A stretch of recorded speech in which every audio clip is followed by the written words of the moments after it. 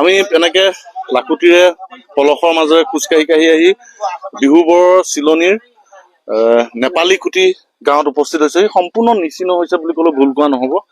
আৰু মোৰ লগত এয়া এই অঞ্চলৰে এইখন গাঁৱৰে বানপীড়িত ৰাইজ, আৰু এওঁলোকৰ ক্ষেত্ৰত কি ধৰণে ঘটনা সংঘটিত হৈছে তেওঁলোকৰ মুখেৰে শুনো আহক। তেওঁলোকৰ পত্নী জীয়ৰী সকলো বানত উটি গ'ল। তেওঁলোকৰ মুখৰ পৰা আপোনাৰ ঘৰটো কোনখিনি? হেৰি নৈ কিনাৰত একদম পুৰা নৈ কিনাৰতে আছে। আৰু মানে যিটো পানীৰ বান্ধ চালো মানে আমি পাহাৰৰ লিখা দেখি পালো, আৰু যিটো আমিও মৰি বচা লিখে আছো মানে যিটো হিচাপত আমি বাচিলো, সাঁতুৰিব জনাৰ কাৰণে আমি বাচিলো। তেতিয়া পটককে ইমান এঘণ্টাৰ ভিতৰতে পানীতে ইমান স্পীড আহি পালে। ওচৰৰ মানুহ যিমান আছিলে মানে গোটেইখিনি আমাৰ পকা ঘৰ বুলি ক'লে ওখ আছে বুলি চবে মানে তাত আশা লৈ আহিলে আমাৰ ঘৰৰ ওচৰতে, যে আমি চবে ইয়াতে বাচিবলৈ সুবিধা অলপ পাম বুলিকে। চাওঁতে আমাৰ ঘৰো মানে হেৰি ডুবিব ধৰিলে। ডুবাৰ পিছত মানে আমি টিঙৰ ওপৰত মাইকী মানুহখিনিক টিং ফালি পেলাই উঠাই চবক লাইন দি পাতিলো। মানে মেক্সিমাম 25 জন মানে আছিলো। 25 জনৰ মাজত তো আৰু পাছত আপোনাৰ ফোন কৰিছো য'ত আমাৰ মানে হেৰি ৰিলেশ্যন আছে সেইখিনি মাতিবলৈ চেষ্টা কৰিছো নাও লৈ আহক বুলিকে। তাৰপিছত মানে তেতিয়ালৈকে কোনো আহি নাপালে। আমাৰ মোবাইলো মানে উঠি গুচি গ'ল গোটেইকেইটা। তাৰপিছত আমাৰ কাৰোৰ লগত সম্পৰ্ক নাইকিয়া হৈ গ'ল। তাৰপিছত আমি চাই আছো সিফালে তো মানে গছ-গছনি যিমান ডাঙৰ আহি পেলাই গোটেইখিনি আমাৰ ঘৰতে মানে ডুম খাইছে। ডুম খোৱাৰ পিছত গোটেই টিঙৰ মানুহখিনি একেলগতে নামি পেলাই টিং লৈ পেলাই একেবাৰে নামি গ'লো তলত নামাৰ পিছত যিটো মানে পানীৰ সোঁতৰ পিছত মানে কোনফালে গ'ল ধৰিবই নোৱাৰিলো। মানুহজনীকতো মই ধৰি থৈছিলো, ল'ৰাটোক ধৰি থৈছিলো, সেইখিনিও এৰাই গ'ল হাতৰ পৰা এৰাৰ পিছত মানে ল'ৰাটো গৈ পেলাই যেনে তেনে গৈ পেলাই বাঁহৰ জোপাত গৈ লেটকাৰ পিছত যেনে তেনে তাক মই সাঁতুৰি গৈ বেটাক ধৰি থবি মই আহি আছো বুলি তাক ধৰিলো।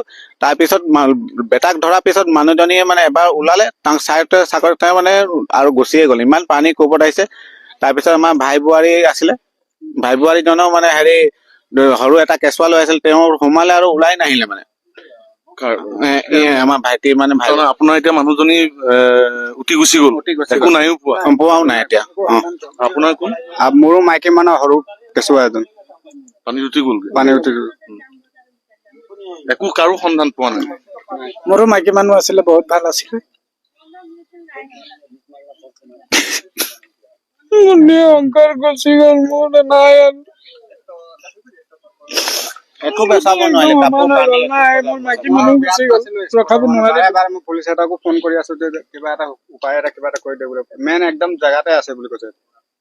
পুলিচেও কৈছে আমি গৈ আছো কৈ। আৰু এয়া শুনিবলৈ পাইছে বানপীড়িত ৰাইজৰ কি ধৰণে নিজৰ আত্মীয়ক এই মহাপ্ৰলয়ত হেৰুৱাবলগীয়া হৈছে। আৰু এই পৰ্যন্ত আনকি কোনো সন্ধান নাই। আৰু নিশ্চিতভাৱে এই মহাপ্ৰলয়তে পানীৰ সোঁতত উটি গৈছে। ক'ত আছে মৃতদেহ সেয়াও কোনো সন্ধান নাই এই পৰ্যন্ত। নিশ্চিতভাৱে এনেকুৱা এক পৰিৱেশৰ মাজত এতিয়া এই বানাক্ৰান্ত ৰাইজ থাকিবলগীয়া হৈছে। নমস্কাৰ সকলোকে, মই পাৰ্থ হাজৰিকা। আজি পুৱা প্ৰায় 4মান বজাত আমি শিৱসাগৰ পালোহি। আৰু শিৱসাগৰৰ বৰ্তমান আমি চাওদাং হাঁহচৰা গাঁও বুলি কয় এখন, হাঁহচৰা কুজিবালিত আমি উপস্থিত হ'লোহি বাৰু। ইয়াতে আহি পেলাই পায়ে আমি কিছু স্থানীয় লোকৰ সৈতে কথা বতৰাবিলাক পাতিছোঁ যে ইয়াত কেনেকুৱা এটা, যিহেতু আমাৰ লখিমপুৰৰ পৰা বহু সংখ্যক মানুহ আহিছে, অহাৰ পিছতে অপমানিত হৈছে ইয়াত, যে কিছু জেগাত মানে খুব অপমানিত হৈছে। সেই বস্তুবিলাকৰ পৰা আপোনালোকে কেনেকৈ পৰিত্ৰাণ পাব তাৰ কাৰণে এজন আমাৰ ইয়াৰে স্থায়ী বাসিন্দা আৰু লগতে অসমীয়া যুৱ মঞ্চৰ তেওঁ এজন কৰ্মকৰ্তা, তো তেওঁৰ মুখেৰে এবাৰ জানি লওক সকলোৱে কি কৰিলে আপোনালোকে সেই বস্তুবিলাকৰ পৰা পৰিত্ৰাণ পাব। দাদা এবাৰ জনাই দিব। নমস্কাৰ, মই সকলোকে আমাৰ শিৱসাগৰলৈ অহাৰ বাবে আমি নথৈ আনন্দিত হৈছোঁ। আপোনালোকে যে আমাৰ এই দুখৰ সময়ত আহি আমাক অকণমান মাত দিব আহিছে, সেয়ে আমাৰ বাবে যথেষ্ট। আৰু ইয়াৰ লগতে কিছুমান ঘটনাই আমাক মৰ্মাহতও কৰিছে যে বাহিৰৰ পৰা যিসকল লোকে আমাক বহুত কষ্ট কৰি বস্তু যোগান ধৰিবলৈ আহিছে, কিছু জেগাত একাংশ ব্যক্তিয়ে যিদৰে তেওঁলোকক হাৰাশাস্তি কৰিছে তাৰ বাবে আমি শিৱসাগৰবাসী হৈ ক্ষমা বিচাৰিছোঁ।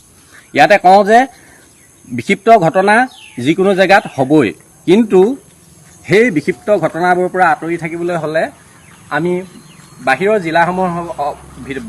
জিলাসমূহৰ পৰা অহা ব্যক্তিসকলক আমি অনুৰোধ জনাওঁ যে তেওঁলোকে অহাৰ আগতেই যিবিলাক জেগালৈ যাব তেওঁলোকৰ চিনাকি যদি কোনোবা ঘনিষ্ঠ ব্যক্তি আছে তেওঁলোকৰ লগত যোগাযোগ কৰিহে যাতে সেইবোৰ জেগালৈ যায়।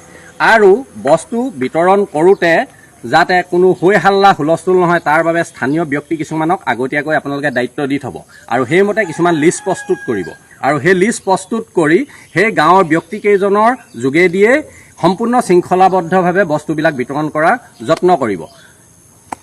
বিনাশকত যলৈ তলৈ আপোনালোকে ইচ্ছা অনুসৰি গুচি নাযাব আৰু পৰাপক্ষত সন্ধিয়াৰ পিছত বস্তু বিতৰণ কৰা বন্ধ কৰিব, কাৰণ ৰাতিৰ পৰিৱেশটো বহুত বেয়া হৈ যায়।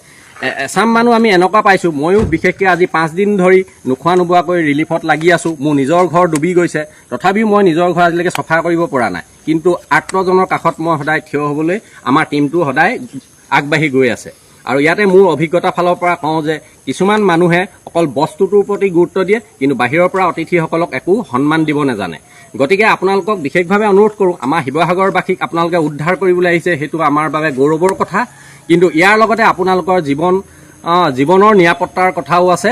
সেইবাবে আপোনালোকে যাতে লোকেল কিছুমান ভাল সমাজ হৈত্ৰীশী ব্যক্তি, চিনাকি ব্যক্তিৰ লগত যোগাযোগ কৰিহে অঞ্চলসমূহলৈ আহে আৰু শৃংখলাবদ্ধভাৱে বস্তুবিলাক বিতৰণ কৰি আমাক উদ্ধাৰ কৰে, তাৰ বাবে আমি বিনম্ৰ অনুৰোধ জনাইছোঁ। মানে মূল কথাটো হৈছে যে চাওক, ইয়াত আপোনালোকে নিউজত সকলোৱে দেখি আছে যে আপোনাৰ লাঠি জোং লৈ পেলাই মানুহে ৰখি আছে, গাড়ী ভেটি ধৰিছে, তেওঁলোকে গোটেই বস্তুবোৰ ৰাখি থৈছে, কিন্তু সেই বস্তুবোৰ তেওঁলোকে দোকানত আকৌ বিক্ৰী কৰি দিছেগৈ। চ' সেইটো হ'বলৈ নিদিব, যিহেতু আমি নিজেই মানে সংগ্ৰহ কৰিছোঁ, আনৰ পৰা সংগ্ৰহ কৰি পেলাই ইয়ালৈ বস্তুবোৰ আনিছোঁ। মানে 7-8টা দিন আমি কণ্টিনিউ কষ্ট কৰিছোঁ, সেই কষ্টটো যাতে অথলে নাযায়। আৰু ককাইদেউৰ ফালৰ পৰা সেইখিনিয়ে কৈ আছে যে যিখিনি আপোনালোকে যদি বাহিৰৰ পৰা আহিছে, এতিয়া গুৱাহাটীৰ পৰা তেওঁৰ মুখেৰে শুনিব পাইছোঁ যে গুৱাহাটীৰ পৰা যিখিনি আহিছে তেওঁলোকে কি কৰিছে, আহি পাই পেলাই ইয়াত ঠগ খাইছে, মানে পোৱা জেগাতে দি থৈ পেলাই গুচি গৈছে, তেওঁ আকৌ ছাইডৰ দোকানখনত নি পেলাই বিক্ৰী কৰি দিছেগৈ। ঠিক সেই বস্তুবিলাক হ'বলৈ নিদিব। সকলোকে মোৰ ফালৰ পৰা এটা অনুৰোধ জনাইছোঁ, যিসকল আহিব তেওঁলোকে ছ'চিয়েল মিডিয়াৰ যোগেৰে যি স্থানীয় মানুহ আছে সেই স্থানীয় মানুহৰ লগত যোগাযোগ কৰি ইয়াত আহি পেলাই বস্তুবোৰ শৃংখলাবদ্ধভাৱে বিতৰণ কৰিবলৈ অনুৰোধ জনাইছোঁ। জিলেলৰ পৰা আৰম্ভ কৰি বাৰীতে মাৰিম পাকলৈকে যিমানবোৰ নামী দামী গায়ক আছে প্ৰতিজনকে আহ্বান জনাব বিচাৰিছোঁ। বৰ্তমান উজনি অসমৰ পৰিৱেশ একেবাৰে দুৰ্দশাগ্ৰস্ত, বানাক্ৰান্ত ৰাইজৰ নাজল নাথল অৱস্থা। আপোনালোকৰ গায়কৰ নামত, শিল্পীৰ নামত ৰাইজে বহুখিনি সময়ত আপোনালোকক সহায় সহযোগিতাৰ হাত আগবঢ়াই থৈছে, আপোনালোকক লাখে লাখে টকা প্ৰদান কৰি অনুষ্ঠান পাতি থৈছে, কিন্তু বৰ্তমান সময়ত আপোনালোকে সেই শিল্পী সমাজ, সেই বৰ্ণাঢ্যৰ কাষলৈ যাওক আৰু সঁহাৰি প্ৰদৰ্শন কৰক। আপোনালোকে যৎপূৰ নাস্তি, আপোনালোকে সাধ্যানুসাৰে আপোনালোকে কিবা এটা দিবলৈ চেষ্টা কৰক, কাৰণ ৰাইজে আপোনালোকক বহুতখিনি মৰম কৰি থৈছে। আপোনালোকে প্ৰতিটো সময়তে ৰাইজক আহ্বান জনায় যে আমাৰ গান এটা আহিছে, আপোনালোকে চাব, বিহু মঞ্চৰ বাবে আমাক যোগাযোগ কৰিব, আপোনালোকে আমাক মঞ্চ দিব। ৰাইজে দিছে, আপোনালোকে গান এটা আহিছে চাবলৈ কৈছে, ৰাইজে চাইছে। আপোনালোকে অভিনয় কৰা ছবি এখন আহিছে, ৰাইজে চাইছে, কিন্তু বৰ্তমান সময়ত ৰাইজৰ দুৰ্দশাগ্ৰস্ত হৈছে। আপোনাক যেনেকৈ সাধ্যানুসাৰে তেখেতলোকে চাই আপোনাৰ ছবিখনৰ মানদণ্ড উন্নত কৰিলে, আপোনাক যিটো সংযোগ কৰিছিলে, টকা পইচা আপুনি ইনভেষ্ট কৰিছিলে, তাক আপোনাৰ ৰিটাৰ্ণ দিয়াত সহায় কৰিলে, বৰ্তমান ৰাইজক দিয়াৰ সময় আপোনালোকৰ। গতিকে ৰাইজক আপোনালোকে সেই বস্তুবোৰ দিয়ক, আপোনালোকে ৰাইজৰ কাষলৈ যাওক, দুৰ্দশাগ্ৰস্ত সেই জনতাৰ কাষলৈ গৈ আপোনালোকৰ এখন সঁহাৰিৰ হাত আগবঢ়াই দিয়ক। বিপদৰ বন্ধুহে আচল বন্ধু। গতিকে এইখিনি সময়ত আপোনালোকে তেখেতলোকৰ কাষত থাকি যদি এষাৰ মাতো দিয়ে, তেতিয়া তেখেতলোকে শান্তি পাব। আৰু আপোনালোকে তেখেতলোকৰ দুৰ্দশাসমূহ সামাজিক মাধ্যমৰ জৰিয়তে চৰকাৰকো জনাওক যে বস্তুবোৰ কেনেধৰণে কৰিলে, শৃংখলাবদ্ধভাৱে কৰিলে জনতা সুৰক্ষিত হ'ব বা সেই বৰ্ণাঢ্য সফল হ'ব বা এই যি পৰিস্থিতি ইয়াৰ পৰা ওলাব পাৰিব, তাৰ বাবেও আহ্বান জনাওক। আপোনালোকে মৌনব্ৰত পালন নকৰিব, বৰ্তমান সময়ত মুখত পিঠা ভৰাই নাথাকিব, আপোনালোকে ৰাইজৰ কাষলৈ যাওক। এতিয়া ৰাইজক দিয়াৰ সময় আপোনালোকৰ। বাপৰে, আধা ঘণ্টা যদি মানুহে নাইকিয়া মানুহবিলাক বা যিয়ে নহওক আলি বাটত ৰৈ থাকে নহয়, তেওঁলোকে দাঙিব নোৱাৰাকৈ বস্তু পাইছে, টিউপাল পৰ্যন্তলৈকে দিছে, পানী গাড়ীয়ে গাড়ীয়ে দিছে, আলু, দাইল, মিঠাতেল, চিৰা, অন্য জেগাত ঘৰ নহয়, মই নিজে খুদ যিটো মানুহ এতিয়া আছোঁ, কিমান মানুহে দিছে মানে ভাবিব নোৱাৰে। মানে মই নাম সুধি হেৰি কৰিব পাৰ নাপাওঁ। ধেমাজি, লখিমপুৰ, ডিব্ৰুগড়, তিনিচুকীয়াৰ পৰা আহি আমাৰ শিৱসাগৰ জিলাত সহায় কৰিছে। এইটো মই একদম ডাইৰেক্ট অপেন খোলা আপোনালোকক কৈছোঁ। কোনোবাই যদি নহয় বুলি ক'বলৈ হয় ন, মই মাটি আনি দেখুৱাম মানুহৰ ঘৰত চক কেনেকৈ সহায় কৰিছে, কিমান বস্তুলৈকে মানে ভাবিব নোৱাৰাকৈ। গাড়ী আহিছে, ইখনে এটা দিছে, সিখনে দিছে, ইখনে কিবা কিবি দিছে, চাবোন দিছে, মানে ধূপপেটিলৈকে দিছে, কাপোৰ দিছে নতুন নতুন, যাৰ কাপোৰ নাই, যাৰ কাৰোবাৰ মানে ভাবিব নোৱাৰা অসংখ্যকে সহায় কৰিছে। এইবাৰ লেখীয়াকৈ যে মানুহে সহায় যে কৰিছে, কিন্তু ভাবিব লাগিব। কিন্তু এই আদৰ্শ মই প্ৰতিটো কথাতে মই কওঁ, জুবিন দাৰ আদৰ্শৰ বাবে। জুবিন দাৰ একোৱেই নাথাকে, 10 টকাও নাথাকে, যি থাকে চব দি দিয়ে। এজন মহান পুৰুষৰ আদৰ্শ আমাৰ অসমবাসীয়ে লৈছে। আজি অসমবাসী সেই ৰাইজে শিৱসাগৰ জিলালৈ আহি যিভাগে সহায় কৰিছে, মানে গাড়ী ৰাস্তা নাই, সহায় কৰা মানুহৰ গাড়ীৰ পৰা অইন গাড়ী যাবলৈ একদম পূৰা লানি নিচিঙা হৈ আছে। বাপৰে বাপ, বাপৰে বাপ, একদম পূৰা মানিছোঁ কিন্তু এইটো কথা। ৰাইজখিনিক যে ইমান এটা চাইছে, ইমান এটা সহায় কৰিছে, কোনোবা চাকৰিলৈ সহায় কৰিছে, কোনোবা কেইটামান একেবাৰে নোৱাৰিলেও পানীকে অলপকৈ আনিছে, কিছুমানেতো একদম গাড়ী হিচাপে আনিছে, বিস্কুট, চিৰা, একদম মিঠাতেল, দাইল, লালু, চাউল পৰ্যন্তলৈকে এটা পেকেট কৰি সকলোকে দিছে। আৰু সকলো ৰাইজে একদম ধুনীয়াকৈ লৈ আছে। কিন্তু গাঁৱৰ ভিতৰত যাব পাৰিছেনে তেওঁলোক, মই সেইটো সিমানটো নাজানো। যদি ৰাস্তা কিনাৰলৈ গৈছে, ঘৰৰ ভিতৰতনো কোনে কাক দিব পাৰে। এতিয়া মই এইপিনে যাওঁ বুলি ক'লেও মোৰ দলংখন উটুৱাই আনিলে, মোক দৰকাৰ নাই বাৰু, মই চলিম বাৰু, ল'ৰা ছোৱালীয়ে চাকৰি কৰে, কিবা এটা কৰে, এইবিলাক মই আশা কৰিব নাপায়। কিন্তু মই আজি বহুত সুখী আৰু বহুত ভাল পাইছোঁ। ৰাইজখনক মই অশেষ ধন্যবাদ জ্ঞাপন কৰিছোঁ। আৰু এনেকুৱাও ল'ৰাও আছে নহয়, মানুহ আছে নিজে দিয়ে কিন্তু নিজৰ নামটো নকয়, এই মোৰ নাম নতুলিবি, নকবি, এতিয়া তহঁতিকেইটাই গৈ বিলাই দেখি যা। আচৰিত কিন্তু এনেকৈ হ'লে আমাৰ চেলাম জুকিছোঁ ৰাইজখনক, যিসকলে সহায় কৰিছে তেওঁলোকক মই অশেষ ধন্যবাদ জ্ঞাপন কৰিছোঁ। মুখ্যমন্ত্ৰী হিমন্ত বিশ্ব শৰ্মা ডাঙৰীয়া, আপুনি তাৎক্ষণিকভাৱে ৰিলিফৰ ব্যৱস্থা যিসকলে হেলিকপ্টাৰৰ জৰিয়তে কৰি আছে তেখেতলোকক শীঘ্ৰেই নিৰ্দেশনা প্ৰদান কৰক। সৰ্বসাধাৰণ দুৰ্দশাগ্ৰস্ত বানাক্ৰান্ত ৰাইজক যাতে গৰু ছাগলীৰ দৰে ব্যৱহাৰ কৰি ৰিলিফ নিদিয়ে। কোনো কাৰণত তেখেতলোকে দিয়া ৰিলিফবোৰ যদি ৰাইজৰ কাষলৈ নাপায়গৈ, ৰাইজে খাবলৈ নাপায়গৈ, তেতিয়া গৰু ছাগলীক দিয়াৰ দৰে ৰিলিফৰ ব্যৱস্থা আপোনালোকে নকৰিলেও হ'ব। এই পানীত পেলাই ৰিলিফৰ ব্যৱস্থা ভালদৰে আপোনালোকে মন কৰক। এই দৃশ্যটো কেইটামান ভাত দিছে যি খাব নোৱাৰে, পানীত পেলাই দিয়াৰ ফলত তাত গেলা পচা পানী সোমাই গৈছে, আমুল গাখীৰ তাতে ফাটি গৈছে, পানী চিটাচিট হৈ গৈছে, মেৰিগোল্ড পেকেট এটা দিছে, তাকো গদ্দে পেকেট এটা দিছে, সকলো ফাটি চিটি চেচ। সেয়া কিবা দি মানুহক দেখুৱাই ঢাক ঢোল দি কিবা লাভ আছে নেকি? জীৱশ্ৰেষ্ঠ মানুহ হয়, আজি প্ৰকৃতিৰ ৰোষত পৰিহে আজি এই অৱস্থা। আপোনালোকে কিন্তু সৰ্বসাধাৰণ এই দুৰ্দশাগ্ৰস্ত মানুহখিনিক ভিখাৰী বুলি নাভাবিব যে আপোনালোকে কিবা ভিক্ষা দিছে, সেই ভিক্ষা খাবলৈ তেখেতলোক ৰখি আছে। আজি প্ৰকৃতিৰ ৰোষত পৰি এই দুৰ্দশাগ্ৰস্ত জীৱন তেখেতলোকে কটাবলগীয়া হৈছে। আপোনালোকে শুকান ঠাই বাছি লৈ তাত আপোনালোকে হেলিকপ্টাৰৰ জৰিয়তে পেলোৱাটো ব্যৱস্থা কৰক, নহ'লেও ক'ৰবাত আপোনালোকে জমা কৰি তাৰ পৰা ডিষ্ট্ৰিবিউট কৰাৰ ব্যৱস্থা কৰক। যদি আপোনালোকে দিয়া খাদ্য সামগ্ৰী সেই সৰ্বসাধাৰণ ৰাইজে খাবলৈ নাপায়, তেতিয়াহ'লে তেনেকৈ ৰিলিফ দি কিবা আছে নেকি, অৰ্থ আছে নেকি? সৰ্বসাধাৰণ ৰাইজৰ কাষ গৈ নাপায়গৈ, কেইটামান বোকাত গোটেই লুতুৰি পুতুৰি হৈ গৈছে, ক'ৰবাত কোনোবাই পাইছে যদি পানী বটলটো খাব পাৰিছে, বাকী চব সকলো পানীত ফেনাফেন হৈ গৈছে। সেই বস্তুবোৰ দি কিবা লাভ আছে নেকি? গতিকে কুকুৰ মেকুৰীৰ দৰে ব্যৱহাৰ নকৰিব ৰাইজক। প্ৰকৃতিৰ ৰোষত পৰিহে বৰ্তমান এই অৱস্থা হৈছে। পুনৰ কৈছোঁ, নহ'লে ভিখাৰীৰ দৰে আপোনালোকৰ সেই পানী বটলটোৰ বাবে, গুড্ডে পেকেটটোৰ বাবে, আমুল গাখীৰ পেকেটটোৰ বাবে, ভাত কেইটামানৰ বাবে আশা কৰা মানুহ অন্ততঃ সেইসকল নহয়। গতিকে আপোনালোকৰ সেইটো দায়িত্ব হয়, সৰ্বসাধাৰণ জনতাৰ জীৱনৰ সুৰক্ষাৰ আপোনালোকে দায়িত্ব ল'ব লাগিব।